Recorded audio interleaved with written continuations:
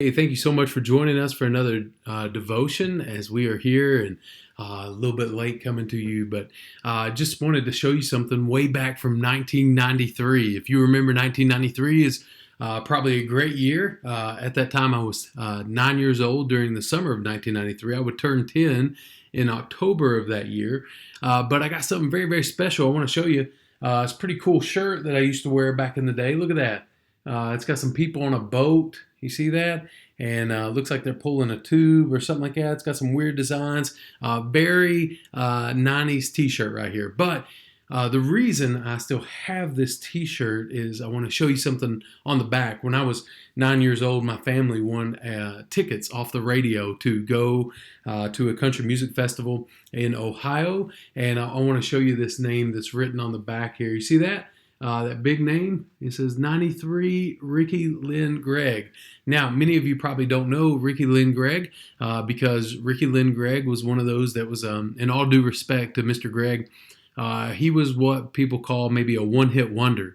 And his one hit was If I Had a Cheating Heart, which sounds like a perfect country song, doesn't it?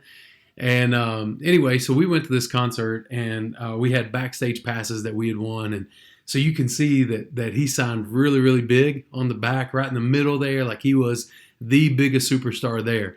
However, he was not. Alabama was there, Diamond Rio, Charlie Daniels, Chris Ledoux, all types of great legendary artists, Eddie Rabbitt, and others. And so it's kind of funny when I look back on this T-shirt and I see Ricky Lynn Gregg autograph all the way across the back of it and right in the middle.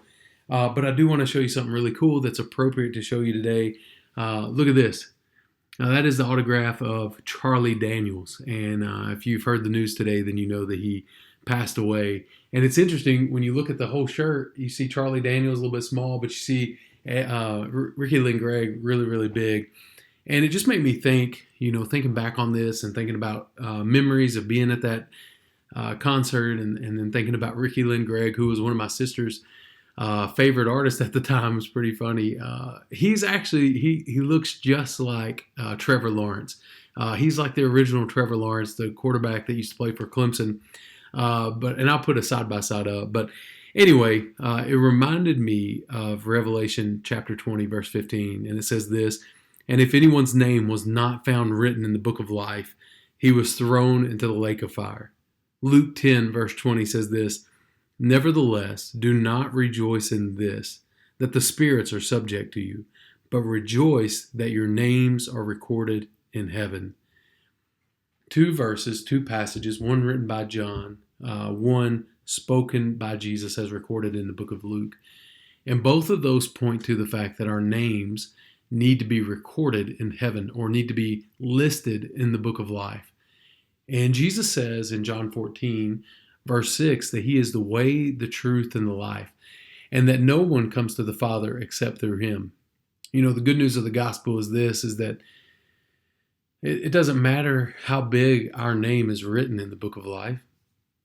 It doesn't matter if we're a multi-platinum kind of artist, like a Billy Graham, or a Ravi Zacharias, or a Charles Spurgeon, or if we're a one-hit wonder kind of person. If we're meek and maybe we haven't accomplished a lot in the Christian faith, like a Edward Kimball, maybe. Many of you don't know, but he was a shoe salesman that ended up leading one person to the Lord, who led one person to the Lord, who led one person to the Lord, who led Billy Graham to the Lord. Or maybe you're just a Chad Hess, just a country boy that's just called to preach the gospel. And maybe there's not a lot of accomplishments listed by your name, but you know this: your name is written in the book of life. And because of that, and because of the sacrifice of Jesus and his work, you're confident that no matter what happens in this world, this is not my home. No matter what circumstances may come, as difficult as they may be, as hard as they may be, I will always have hope in Jesus. And so I hope that when you think about an old 1993 shirt with a lot of autographs on it, it reminds you to think about your life. And is your name written in the book of life? Do you know the Lord as your personal Savior? Have you confessed your sin, turned away from it, and confessed your need for Him?